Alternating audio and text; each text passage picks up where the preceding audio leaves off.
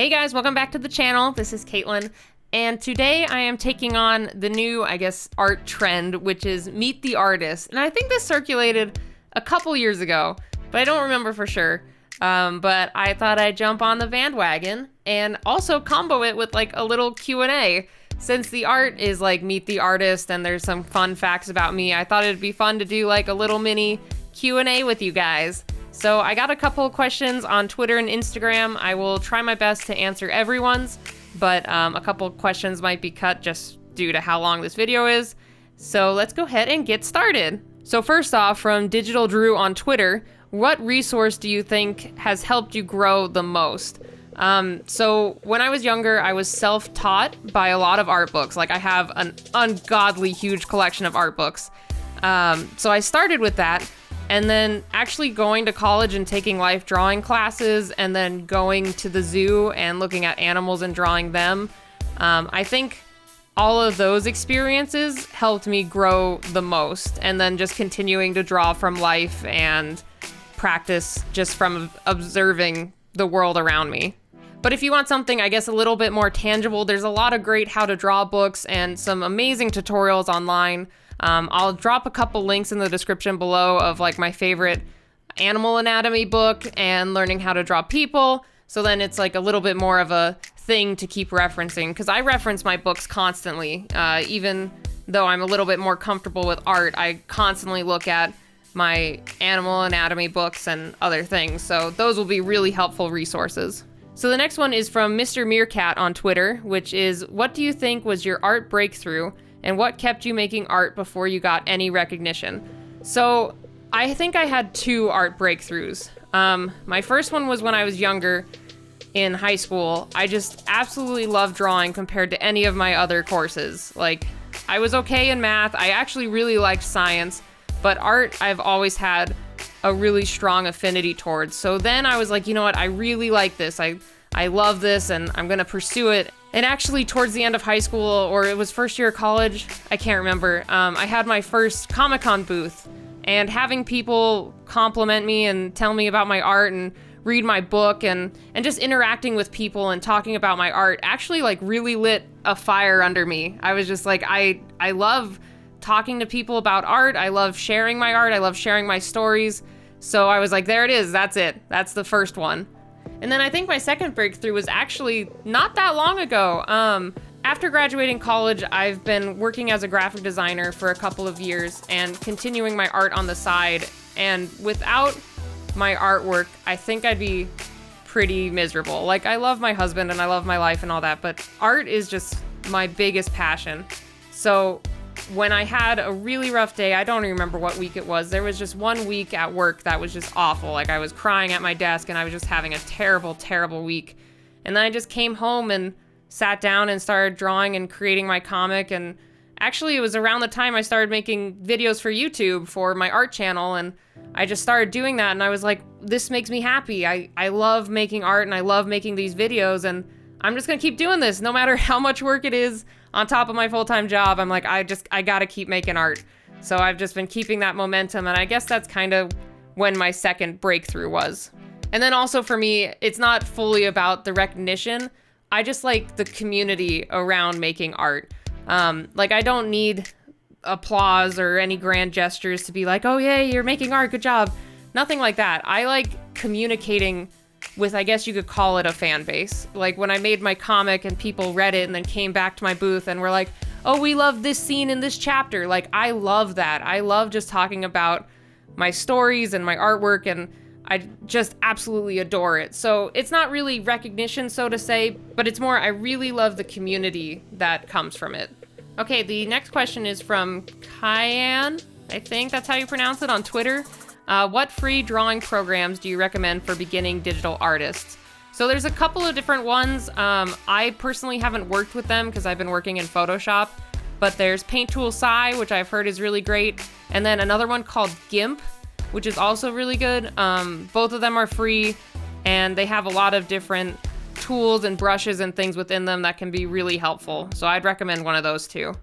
All right, and now we're gonna move on to the Instagram questions. The next question is from Infinity Animation, who asked, what inspired you to be an artist? So for this one, I've actually wanted to be an artist since I was pretty young, but I kind of had a couple of different career paths when I was younger.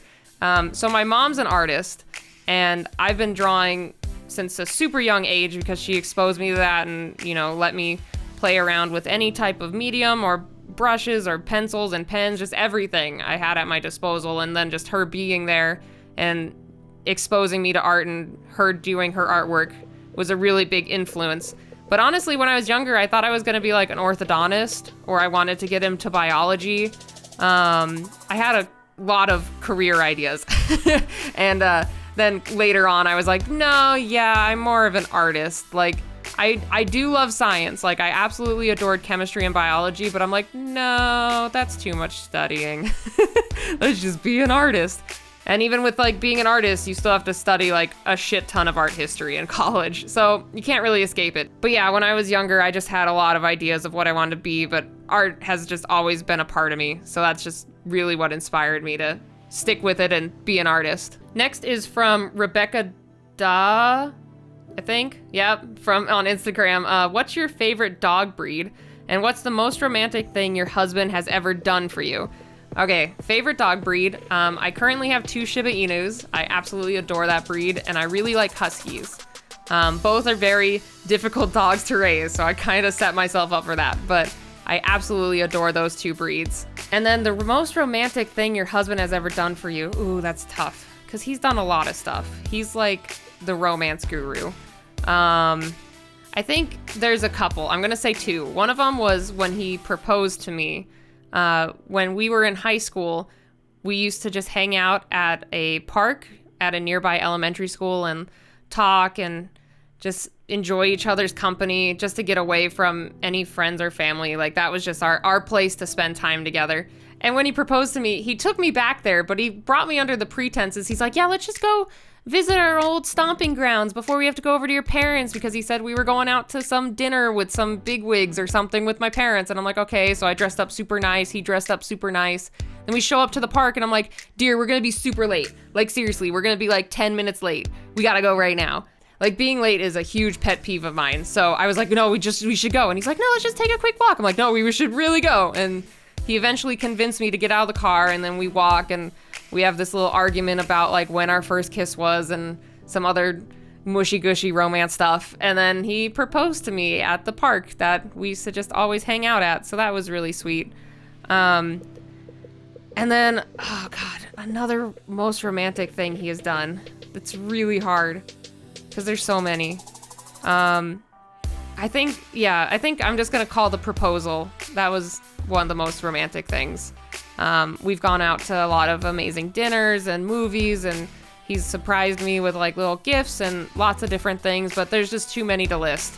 So I'll just list that one. And then next, Shadow Draws on Instagram asks, when you were younger, what was your lifetime goals? So I did kind of cover this before. When I was younger, I was like, I'm going to be a scientist or something else, but I'm like, nope, an artist. There we go. I got that. So when I was younger, my all-time lifetime goal for being an artist is I've always wanted to work for a studio like Nickelodeon or Cartoon Network. Like, I always thought that'd be super cool, and I'm still striving for that. It'd be really awesome. Like, right now, I'd love to work for Rooster Teeth or Nickelodeon or Cartoon Network. Any of those would be awesome. And then another one was I absolutely adored manga and anime. So the one lifetime goal that has always been in the back of my head that I'm going to keep working for, who knows if it will happen, but part of it has already happened, was I wanted to publish my own manga series and possibly get it made into an anime. I've already published the first book of Jade Dragon, and I'm working on more, and then I'm currently working on my second series in the background, just kind of making it a passion project right now. But if either of those actually got to have a full published series and then potentially made into an anime, that'd be freaking amazing. So I think that's like the one lifetime goal that has always been with me. The next question I got was from Dr. Dread Pasta. I love your name, by the way. He asked, what's the dumbest or funniest question someone has ever asked you? So this is really hard because in all the years of doing Comic-Con like convention booths, I get a lot of interesting people that come up and they ask me a plethora of questions. So it's hard to like actually remember which ones there were. But I think one that I get all the time, which it's not like, it doesn't annoy me and I don't want to make fun of anyone, but it's like, how do you even do? Or like, how do you even draw? And I'm like, I just do. I practice and I make. That's how it happens. And that's what we do. So I get that one a lot. I'm trying to think what else. God, it's really hard. I know I've been asked a lot of stupid questions, and I have equally asked a lot of stupid questions and caught myself and was like, wow, Katelyn, that was super stupid. But I think I'll just go with that one because I can't think of any more. My brain is super dead right now, but I get it all the time of like, how do you even do the thing? And I'm like, I just do it. I do the thing after lots of years of practice, and I just do. The next questions, I actually got 3 of them, but I only picked 2 because I don't want to have the video go too long. But from the Miserable Hair people, what is your favorite Tucson puppet gaming comedy YouTube channel? Of course it's you guys. I think there's only one puppet gaming YouTube channel in Tucson, so of course you guys are my favorite. And then their next question was, what would be the ideal goal for your channel? What I would love to do is, if I could make this a full-time career, I'd like to incorporate a lot of great tutorials and things for viewers, because basically how I see it is I want to make a channel that the younger me would have really, I guess, grown watching. Like if I had some type of tutorials or other things that would be helpful, that'd be great. And then I also really want to make some interesting and cool content. Like I love my monster mashes, and I really want to pursue, I guess, videos that I'm super passionate about. It's not like I don't like my other videos. It's just when I get to create something that I absolutely love, like the monster mashes or character designs or things like that, that's what I would love to do. I'd love a channel where I can just explore any type of art thing I want to do or whatever, and people still like it. Like, you know, that would be an ideal channel for me. And then the last question from Hefner Baby, I think that's how you pronounce your username. They asked, what's my favorite anime? And that is freaking hard. You don't know how hard it is to answer that as an anime nerd. There's so many. But I'll just go, I guess, in order of my life. So when I was younger, the first anime that I watched was Fruits Basket. So that one always has had a special place in my heart. But I guess I'm gonna do a top 3. Or no, let's do a top 5. Top 5 favorite anime that I watch on repeat pretty consistently. First off, I really love Full Metal Alchemist. That's an amazing, great anime, great classic. I guess you could call it classic. It's not that old, but that's a great one. I absolutely adore the story and the characters and everything. And then second, you guys can fight me on this one because I know it was made in the United States, but I call it an anime, is Avatar: The Last Airbender. I absolutely love that series. I grew up with it and I still watch it to this day, and I just love it. Love the characters, love the story. And then a third one, which you're still gonna probably fight me on, is The Legend of Korra. And I get it. You guys are gonna be like, but it's made in the United States. And I'm like, well, I get it.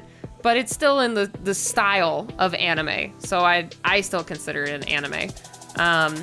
So that one I really love. I just love the whole Airbender universe. So I love both of those shows. And then my fourth one, man, all of mine are in the United States. So I think all of you are going to be super pissed at me. My fourth one is I absolutely adore Ruby by Rooster Teeth. It's a really cute story and I love the characters and I'm super invested in it right now. Like, I don't even know how this season's going to end. I'm like freaking out about it and I cannot wait for the next season and I can't wait for RTX. And I really love that series. So that one for sure.